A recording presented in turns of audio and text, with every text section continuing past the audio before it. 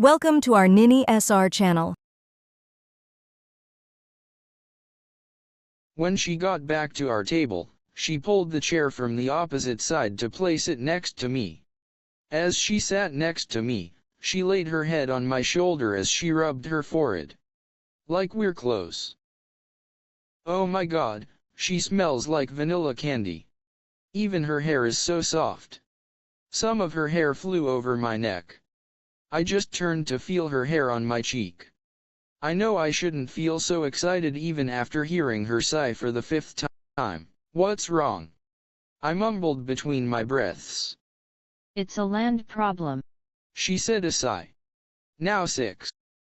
I don't know what their problem is.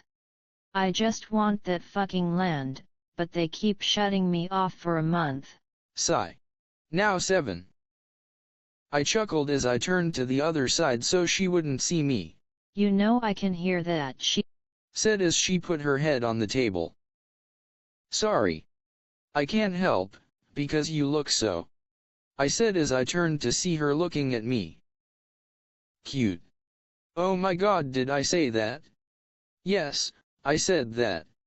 I confirmed as see her eyes wide as her cheek started to turn pinkish as it reached her ear. Oh my god. She is blushing. Because of me. Did I make her blush? She straightened her back in the chair as she tried to get my words. I mean, you have been yanking them there. When you get back here, you start to whine. I mean, you became a whole other person, so I think you're cute. I said. Just before she said something, our waiter cleared his throat and pulled out the bill. Look at their looks. I might definitely disturb them. No. Did I disturb them? Oh, no. What if they think I'm bad for this job? What if they don't give me tips? What if, as he scolded himself in his thoughts, my miracle pays him even with big tips and makes him smile brightly in return? She got up while picking up her keys and phone from the table in her right hand and pulled out her left hand to grab mine. Let's go. I got up and walked away with her hand holding mine. For the first time, I regret that I couldn't hear people think. Because I want to know what she is thinking. She didn't leave my hand even when we reached her car. She just opened the door for me, then I went in. I rolled my eyes as I thought about the way she treated me. Like she is the one in power. Then she slid into her seat and started the engine. We both silently keep looking at each other by side eye as we reach our place. Before she got down, I opened my door and ran over to her side and opened her door for her.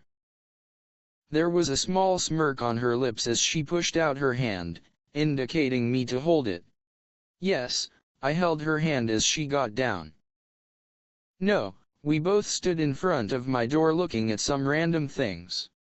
When our eyes meet each other, we giggle as we break our eye contact. Oh my god, we act like teenagers on their first date. As she breaks our sweet moment, she says, I think we should go out often. If you feel okay. As she tries to hold our eye contact. Yeah. We should do it often. I said, holding my eyes to her eyes. She nodded and bit her bottom lip. Oh my god. No, no, don't do that. She waved her hand a little like bye. Then she went to get in her car. I opened my door and went in, not shutting it immediately, as I tried to see where she was going. She pulled her car into her garage, indicating she was not going anywhere. I just went upstairs and plopped on my bed. I feel so happy. Even though nothing special happened, deep down it feels so good. We don't even talk much, but it feels like we are getting close. We have been out daily for the past week. But I make sure to talk with her. Because I want to know many things about her. We just talk about our daily life and some random memories. Then she told me about her friends. They meet at her boarding high school. Even though the five have different personalities, they become close to each other. Then they went to the same university but in different majors. Now they are in different fields. When I asked about her family, she said she didn't want to talk about them, so I didn't ask further. Today's last day's dinner party at House 3. They invited me also. As much as I don't want to go, I want to spend time with my miracle. When I texted her I was coming, she replied saying she was so happy to meet me. Even though we met yesterday. Since it's just dinner at the house. I am wearing a black shirt with black jeans. Then I grabbed my phone, sent her a text saying on my way. She replied with thumbs up. Once, I got my wallet and I tucked it in my back pocket. I went out and closed the door and made sure I closed it. When I reached the third house, I heard some music and heard the sound of people talking. I rang the bell and stand ruffling my hair. When the door opened, I saw a face I didn't want to see. It's Jack. I rolled my eyes and gave him a little smile. Hey. Welcome, man. It's good to see you, he said as he pulled me inside. When I got in, I looked around to see the whole different house than mine. I know 8 people live here, but it's beyond my expectations. Guys, Arnavin is here, he announced as he put his hands around my shoulder. I saw my miracle turn around to wave her hand and say hi and smile at me while placing a plate on the table. I hear some sounds from upstairs, but my focus only on my miracle.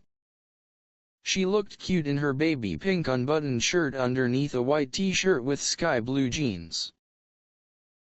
What is good in him? Why does Locks always hang out with him? Jack thought of himself as leading me to the dinner table. Only 7 plates were placed on the table. But as far as I remember, 8 people stayed in this house. I sit in the middle seat, then Jack sits opposite of me and my miracle on my right side. Once we were seated, 2 guys and 2 girls came from upstairs and joined us. It looks like they are a couple. They introduced themselves and took their seats. Did I pack everything? Why are we leaving so soon? Bella thought about who was sitting next to me. I should spend tonight with Locks. I don't want to leave her. I want this last night with her. To touch her. To kiss. To feel her skin against. As I listened to Jack's thoughts. If you don't feel okay, please let me know. My miracle whispered as put her hands on my thighs. Thank God I didn't want to hear Jack think furthermore. I just nodded and smiled at her. She gave me a small smile in return and turned to pick up the white pasta and place it on my plate. We all start eating and talking about how they enjoy their vacation. As much as I listen, I realize she never takes her hands from my thigh.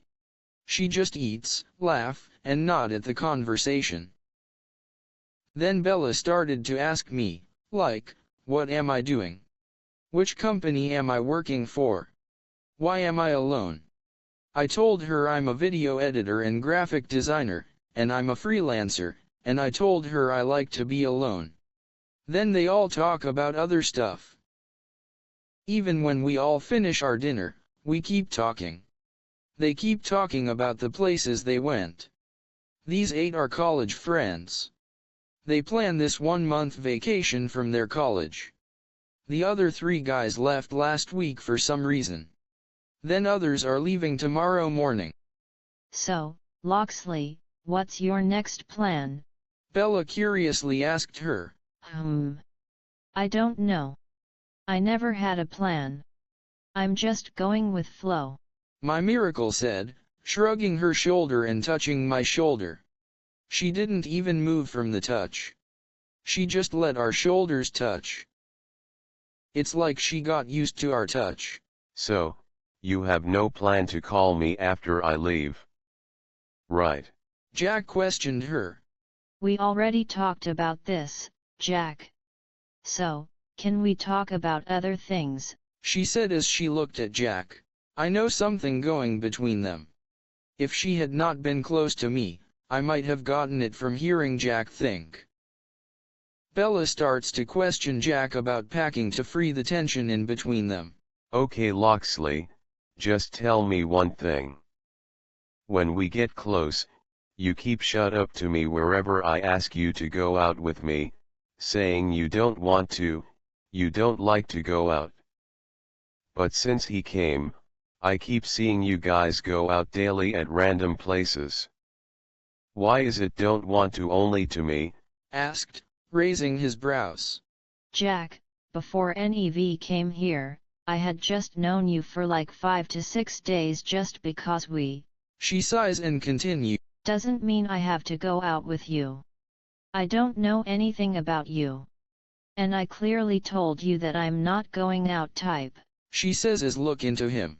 You're saying you don't know me, but also you don't even know him. Okay, he is your friend's friend. Doesn't mean you know everything about him. Jack says, pointing at me. Everyone stood silent and looked at my miracle. He's the most dramatic person I have met. She clearly made it she didn't want to go out with you. Why can't he even understand? There's a small smirk on Loxley's lips like, Huh? I know everything about him, and he's not only my friend's friend. He is my childhood friend. We went to the same middle school, and I'm his seatmate. He is my neighbor and our family are close to each other. So, I know more about him than you. Okay. She sighed. The dinner is over, you guys should get to sleep so you guys can leave tomorrow at the correct time, she said. And got up from her seat and picked up her plate, walked to put her plate in the dishwasher and walked towards the front door and leaving without turning. She says I'm her childhood? Middle school? Seatmate? Why don't I remember anything? Our family close? As I recall her words, I feel my phone vibrate in my pocket, indicating massage. I started to hear other thoughts. I miss her warm touch. My phone started ringing. Everyone turned to look at me. I get up from my seat and pick up my plate to place in the dishwasher as I pick up my phone. When I see the caller ID, I turn to say quick goodbye to everyone and excuse myself for attending the call. Because it's my next door girl. And I pick the call. Hey. I'm sorry I left you there alone. It's okay, I understand, I said as I opened the front door and left that house and walked towards my place. Han, since you here want to go for a walk. I stopped as I turned towards her house to see her standing outside her house. Okay. I said, looking at her. She hung up the call and waved at me to come over there.